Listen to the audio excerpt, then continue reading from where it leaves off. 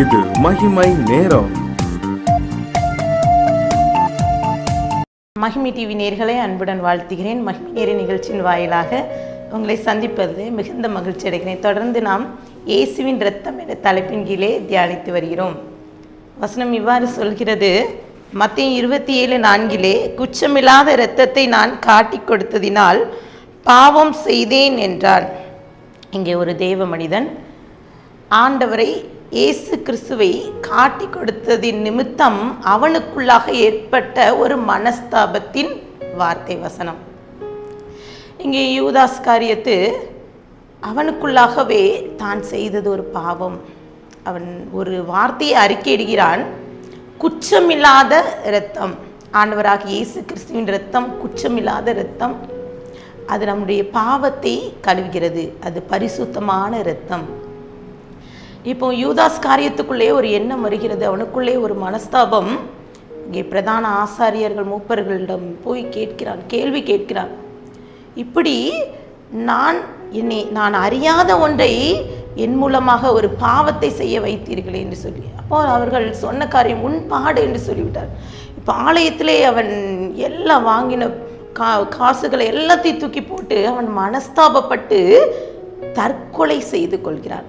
பாவம். இந்த உலகத்திலே உலக ஆசை, உலக மனிதர்களுக்குள்ளே ஒரு ஆசை, ஒரு இச்சைங்கிற காரியம் உள்ளுக்கு மனிதனுக்குள்ளாக அது குடிபெயர்ந்து அவனுக்குள்ளே பாவத்தை உருவாக்குகிறது. ஒரு மனிதனுக்குள்ளாக அந்த பாவ உணர்வு அவனுக்குள்ளே தற்கொலையை கொண்டு வருகிறது. இங்கே பாவம் என்றால் என்ன? நமக்குள்ளே ஒரு கேள்வி வரும் அல்லவா? சில நேரங்களில் பாவம்னா என்ன? மற்றவர்களை பார்த்து சொல்லுவோம், இது செய்கிறாங்களே, இதுதான் பாவம் அப்படின்னு சொல்லி. சில நேரங்களில் சிலர் பாவத்தின் சம்பளம் மரணம் என்பதை அறிந்தும் நமக்கு பாவம் இல்லை என்போமானால் சத்தியம் நமக்குள் இராதே என்ற வார்த்தையெல்லாம் தெரிந்தும் கூட சில நேரங்களிலே பாவம் செய்து விடுகிறோம். சில நேரங்களில் பாவங்களுக்காக சிலர் புண்ணிய ஸ்தலங்களுக்கு சென்று வருவது உண்டு. இப்போ நம்மளுடைய வாழ்க்கையிலே பாவம் என்பது அநேகருக்கு நமக்குள்ளே நம்மை அறியாமல் வருகின்ற ஒரு காரியம். வசனம் சொல்கிறது, யோவான் 1:7 இயேசு கிறிஸ்துவின் இரத்தம் சகல பாவங்களையும் நீக்கி நம்மை சுத்திகரிக்கும். ஒரு புகழ்பெற்ற ஒரு ஓவியர், அவருக்கு ஒரு ஆசை வந்தது, ஆண்டவராக இயேசு கிறிஸ்து அவருடைய சீஷர்களோடு இருப்பது போல ஒரு ஓவியத்தை வரைய வேண்டும் என்று அவர் யோசித்தார். இப்படிப்பட்ட சூழ்நிலையிலே உள்ள காரியத்தை நாம் வரைய வேண்டும் என்று. இயேசு சிலுவையிலே அறைவதற்கு முன்பதாக ஒரு மேல் வீட்டு அறையிலே பஸ்காவை ஆசரித்த அந்த சூழ்நிலையை நாம் ஓவியமாக வரைய வேண்டும் என்று நினைத்தார். இப்போது அவர் ஒவ்வொரு சீஷர்களை அவர் காலகட்டத்தில் எப்படி இருப்பார்கள் என்று சொல்லி அவருக்குள்ளேயே ஒரு கற்பனையாக யோசித்து சில மனிதர்களை அவரை தேடி அவர்களை வைத்து ஒவ்வொரு சீஷர்களாக வரைய ஆரம்பித்தார். 11 சீஷர்களை வரைந்து முடித்தது. இப்போது அவர் யூதாஸ் காரியத்தை வரைய வேண்டும். அவர் தேடுகிறார், இப்படி யூதாஸ் காரியத்துக்கு முகத்துக்கு சாயலாக யாராவது இருப்பார்களா? அவர் தேடி தேடி அலைகிறார், அங்கே கிடைக்கவில்லை. அப்போது அவருக்குள்ளே ஒரு யோசனை வருகிறது. அவர் சொந்த நாட்டிலே ஒரு சிறைச்சாலை இருந்தது.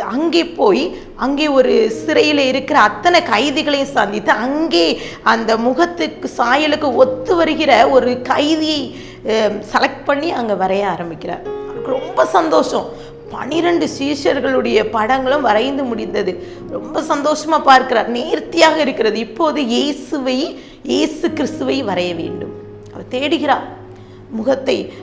இயேசு கிறிஸ்துவின் சாயலை ஒத்துள்ள படங்கள் யாருடைய முகம் ஒத்து வருகிறது என்று சொல்லி ஒவ்வொருவராக பார்க்கிறார். காலங்கள் சென்றது, வருடங்கள் சென்றது, அவருக்கு ஒத்த முகம் எங்குமே கிடைக்கவில்லை. இப்போது ஒரு நாள் அவள் சாலை ஓரத்திலே நடந்து சென்று கொண்டிருக்கும் போது ஒரு பிரசங்கியாரை பார்க்கிறார். அவர் முகம் மிகவும் அருமையாக இருக்குது. சாந்த குணம், இயேசுவின் அந்த ஓவியத்துக்கு மேட்சாக இருந்த அந்த அவருடைய சாயல். உடனே அவரை அழைத்து இப்படி அவருடைய ஆசையும் அவர் வரைய வேண்டிய எண்ணத்தையும் எல்லா காரியத்தையும் சொல்லி அந்த பிரசங்கியாரை உட்கார வைத்து வரைய ஆரம்பிக்கிறார். இப்போது ஓவியம் முழுமையடைந்தது. மிகவும் சந்தோஷம் அந்த ஓவியருக்கு. இப்போது அந்த பிரசங்கியார் கேட்கிறார், உங்களை நான் முன்பதாக ஒரு நாள் நான் பார்த்திருக்கிறேன் என்று சொல்லி. அப்போ அவர் சொல்ல, நான் இப்போதுதான் உங்களை நான் பார்த்திருக்கிறேன் என்று சொல்லி அவர் சொல்லும்போது சொன்னார், நீங்கள் யூதாஸ் காரியத்தை வரைவதற்கு சிறைச்சாலையில் என்னை தேடி வரைந்தீர்களே, அது நான் தான்.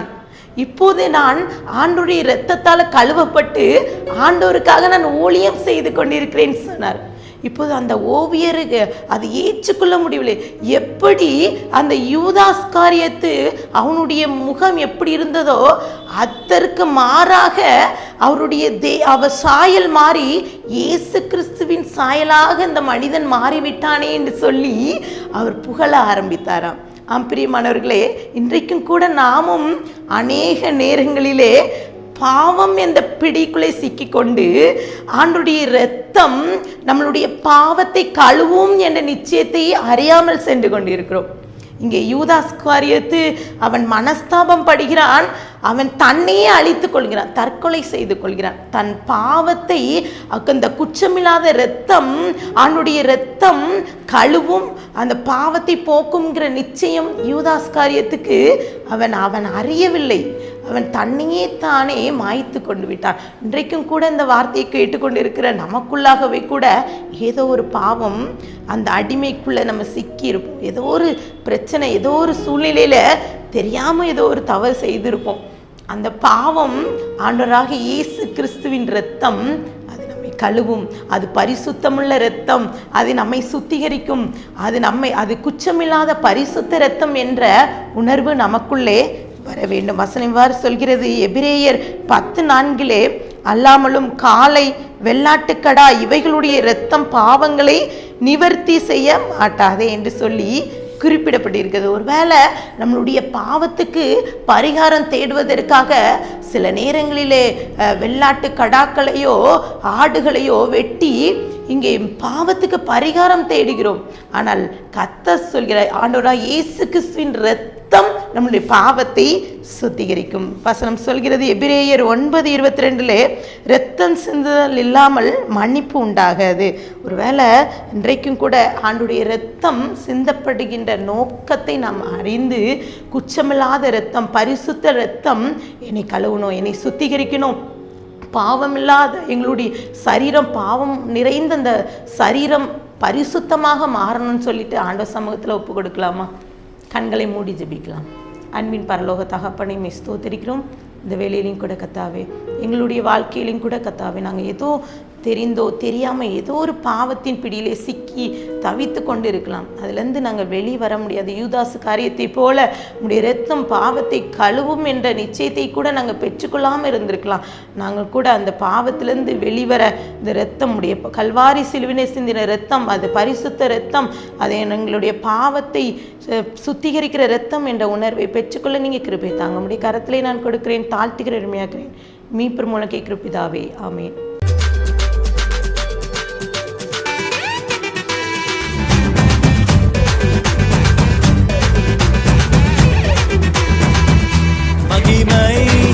மகிமை